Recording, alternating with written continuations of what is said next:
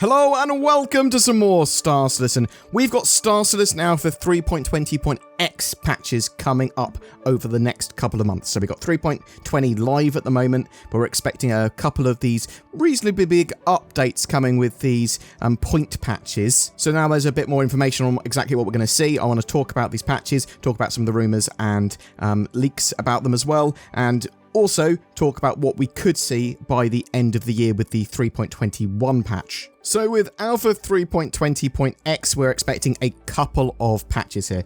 Probably something for CitizenCon 3.20.1 and something probably for the Intergalactic Aerospace Expo 3.20.2. This was sort of like rumoured, but it's probably pretty accurate. They added an A to the current live build so they didn't encroach into 3.20.1 territory because it's 3.20.0A at the moment. Something that Cloud Imperium do have to really do with these patches though is they need to address the back-end infrastructure issues. Now, technically they don't need to do that with the patches. I suppose they just need to address their back-end infrastructure, but you can expect various hotfixes before these patches come out and these patches to also address a load more bugs and problems with the builds. Now, what are we actually getting feature-wise? Well, we know that Cloud Imperium are going to reactivate the old Crusader platforms. That's the plan. So those platforms where Siege of Orison run, but also there's buildings to assault at Orison on Crusader.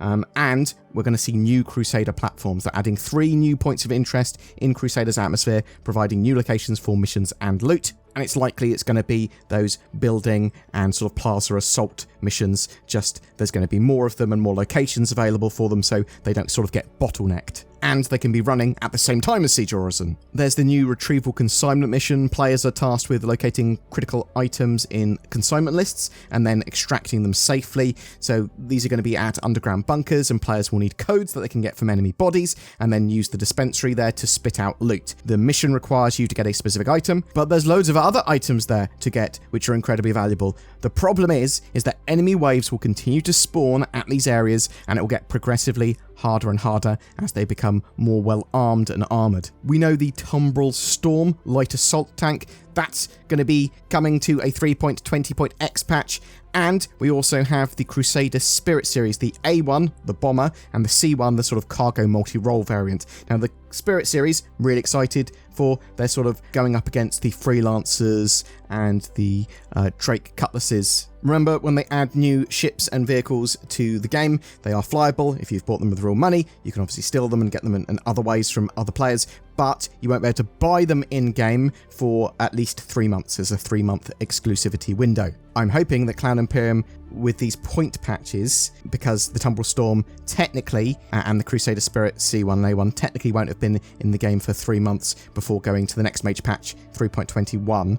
Does that mean that we'll see them in a point patch for 3.21, or we won't see them until the next major patch after that, which assumedly will be 4.0, but we don't know. Being slightly out of sync with that does potentially cause some problems. That's the situation we sort of had with the Vulture, and why it took so long to get it actually available in-game to purchase in-game. Now, probably the most exciting part of one of these 3.20.x patches is the fact that they are adding vehicle tractor beams, which I didn't expect until the next major patch. So they are implementing tractor beams attached to ships, either remote operated or turret-like attachments. This will allow players to move and tow bigger objects, including other ships, but obviously it's going to help with salvage and mining and cargo. The Argo SRV tractor beam ship is also coming out at the same time. Now, there's something also I want to mention here. Hand tractor beams, they did say would only going to be able to temporarily hold the larger SU boxes, like the 32 SU boxes. Now, it's quite possible that when they put these vehicle tractor beams in game,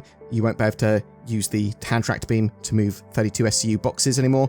Also, there might be a larger dedicated tractor beam added at this time that's like two-handed, but it's also possible that they'll wait until they have freight elevators in game before going hand tractor beams can't carry these big heavy boxes anymore. Couple of other rumours, and please close your ears very briefly because it sort of leaks and rumours. Couple of new ships that we're expecting at some point during that patch cycle. The Drake Cutter, Scout and Explorer variants of that ship have sort of been rumoured and leaked, and the RSI Mark II Zeus. The Zeus being, in lore, the first ship that was commercially available that could quantum travel. So that's what we know about the 3.20.x cycle, but there's a load of stuff that we can expect for the end of year patch as well. We should see a patch in December. Cloud Imperium said that's still the plan. They've suggested that it's going to be a 3.21 patch rather than a 4.0. So, yeah, there previously were suggestions that we might have had a 4.0 by the end of the year. And it's still possible that we might see server meshing or pyro in some form of limited testing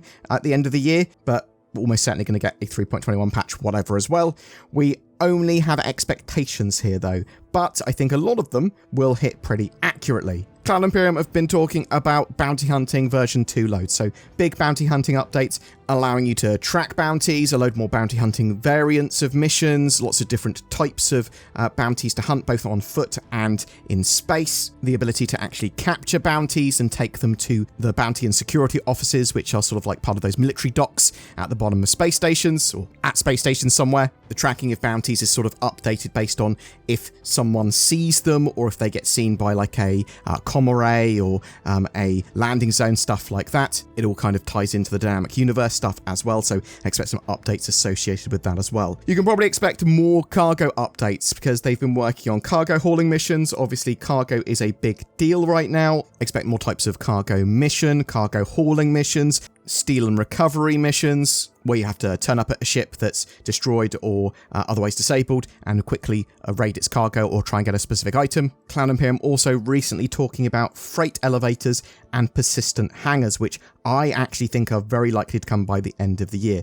Basically, freight elevators allow you to put items into storage at your hangar and the landing zone and then take them out of storage and then put them into your ship. You want to put them in storage at your landing zone so that you can actually sell them, and you want to take them from the landing zone, put them into your ship. If you're buying something, you can spawn it in your freight elevator afterwards and then bam, physically take it from the freight elevator, load it onto your ship. So lots of very tactile cargo updates. You'll be able to put anything in a cargo grid. They've got these inventory boxes as well, which you'll be able to put any items you want in those boxes as long as they'll fit, and then it's treated like an inventory container. In an odd concession as well, Cloud Imperium appear to have decided to make these persistent hangars also instantized in some way. So basically, you'll go to your hangar and land at it, and then that sort of entrance that you went to will be available for someone else to use for their hangar, and then assumedly you will take an elevator, which is effectively not instanced but in a different location than you expect it to be. It will then either teleport you or move you to the landing zone or the space station. The player will be able to invite people to their hangars and leave from their hangars. At some point, you'll be able to customize those hangars as well, and players will find this a seamless experience. You won't notice that this is happening, but that's the way they're going to do it. Otherwise, if you have fully physicalized hangars and addresses at these landing zones that are public landing zones, you just have bottlenecks everywhere. There are going to be a load more Arena Commander updates. You can expect a whole new chain of things in the experimental game modes, updates to master modes, probably and hopefully the multi-crew element of Arena Commander, so you'll be able to spawn in someone else's ship to do Vandal Swarm or Pirate Swarm or compete against each other in PvP, spawning as crew on someone else's ship, so you could have Constellation Phoenix versus Constellation Phoenix. Fully crewed as well. Hacking is something that Cloud Imperium have been talking about. They were working on this sort of hacking minigame that's going to appear in your HUD, and they've sort of stopped talking about it. I do believe it was quite far through its development process, so I'm expecting it to turn up at some point. Ability to enter and hack areas that were previously not available to us. A little while ago, we saw a load of points of interest and settlements that they were building for the Stanton system, so expect to see them turn up. The ones around Microtech, absolutely fantastic. There's like forest settlements, there's ones on top of sort of little hills and things. Very, very cool scrap settlements. Santok Yai, Cloud Imperium, keep on sneak peeking the Santok Yai. That's got to mean that it's nearly done, right? The Star Map and Mobiglass updates have been talked about for a while now. We do know that there's a lot of stuff coming from Squadron 42 to Star Citizen in the near future. That's what Cloud Imperium has basically said. And Star Map updates, Mobiglass updates, I'm expecting at least some of them to make it into the game at this stage by the end of the year. It might not be a full Star Map rework or anything like that, but I'm expecting at the very minimum improvements. Ammunition types. Cloud Imperium have got like plasma ammo, incendiary ammo, stuff like that for ships and for FPS weapons. I'm expecting that sort of stuff to turn up. Vulcan integration. At some point, one of these patches, I'm going to write that they're actually going to put Vulkan in properly and turn it on fully, sort of finishing off their Gen 12 renderer stuff, getting Vulkan in. That's going to go a long way to improving performance and scalability across a lot of hardware, and obviously then they can start putting in sort of proper graphics options that you'd expect in a normal game, and they can start talking about VR, which some of the devs have said, once Vulkan's in, we'll start talking about VR. Expect a ton of fixes and quality of life improvements. They've been making the new player experience modular so they can put that around different landing zones as well. The ship trespass system, putting a system in place so that if someone is stowing away on your ship, you can deal with them however you want without getting a criminal rating. But if you kick someone from a party that's currently on your ship, you're not able to deal with them however you want. But once they leave your ship, they're not allowed to return without you being able to have some legal recourse. And then there's a ton of missions that Cloud Imperium have been working on. The barge heist mission, which looks absolutely awesome. You basically buy a location of a barge that's floating around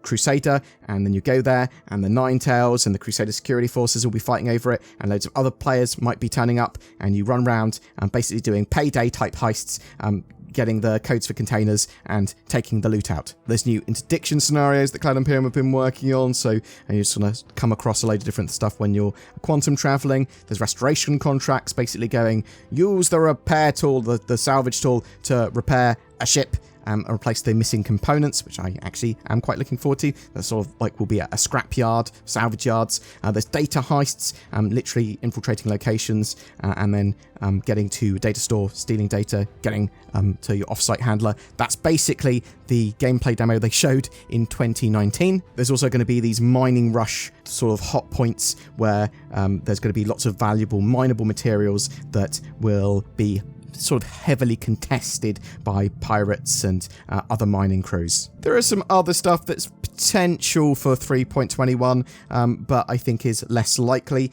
That's sort of like fire hazards and fire extinguishers. They've been being worked on. We don't know really how far they are through that process. We've seen some cool updates, and we do know that they are trying to push that. We also know that they've been working on the resource management system. Now, physicalized components and part of the resource management system, some of that could come into the game, maybe, although I'd expect to see it as an experimental mode first. We also got various parts of the dynamic universe sort of connected with bounty hunting that could come online, economy systems, things like that. Different things could be tested there, new law systems. There's also building interiors that Cloud Imperium have been working on for various buildings at landing zones at the moment. They could start coming online as well. And as I said, sort of separate from that, there may be some limited server meshing or 4.0 testing at the end of the year. We'll have to wait and see exactly what happens. But I'm really interested to know, what do you think of what I was discussing there in a 3.21 patch? What do you think is actually going to turn up by the end of the year? Do you think I'm totally wrong with everything? Do you think I'm pretty spot on with a lot of that? And if so, what? What else do you think might turn up? Are you excited for CitizenCon? Are you excited for the Intergalactic Aerospace Expo? So you've got CitizenCon on the 21st and 22nd of October. You've got the Intergalactic Aerospace Expo towards the end of November, normally around like November 20th. I think last year it was on the 18th it started. Do you think Cloud Imperium are going to be able to solve their back-end sort of issues with their services and get Star Citizen's servers and the shards and all that sort of stuff in a good state during this patch cycle, hopefully soon? Do you think that's a possibility? What are your experiences with 3.20? And what are your expectations for CitizenCon even? Whatever your thoughts, I'd love to hear from you in the comments below. NordVPN is amazing and you should buy it. It's so useful, it's easier to tell you what it can't do. NordVPN can't do your taxes. Nord, how much do I owe for VAT? NordVPN can't help you buy more spaceships. Nord, add a terrapin to my shopping cart. NordVPN can't cook for you. No, my cabbages! And NordVPN can't be your girlfriend. Can't or won't NordVPN, if that is your real name. NordVPN.com/BoredGamer will help you connect to the internet more safely, securely, and anonymously, with greater access to the content you want. But can I teach it to love? Links below for the best NordVPN deals around. Every month we have a ship giveaway, and for September, that's for the Drake Corsair, that fantastic exploration ship. Not only will you be able to explore the verse with it, but the ship is perfectly competent at a huge range of gameplay and is a fantastic mission running ship. You can use it for cargo, you can put some vehicles in there. It's reasonably good in a fight, one of the true multi-role, multi-crew ships. To be in for a chance of winning one of those, just comment on any of my videos made during the month. More details down below. Also down below are links to be able to support the channel more. There's the join button, making you one of my elite channel members. You'll get occasional exclusive content. There's also YouTube badges and emotes to show your support. There's also Patreon for those of you that prefer that. We try to mirror the rewards on there as well. But just people liking, subscribing and sharing these videos goes a long way. A heartfelt thank you to everyone that watched the video. I hope you have a great September and I'll see you in the verse.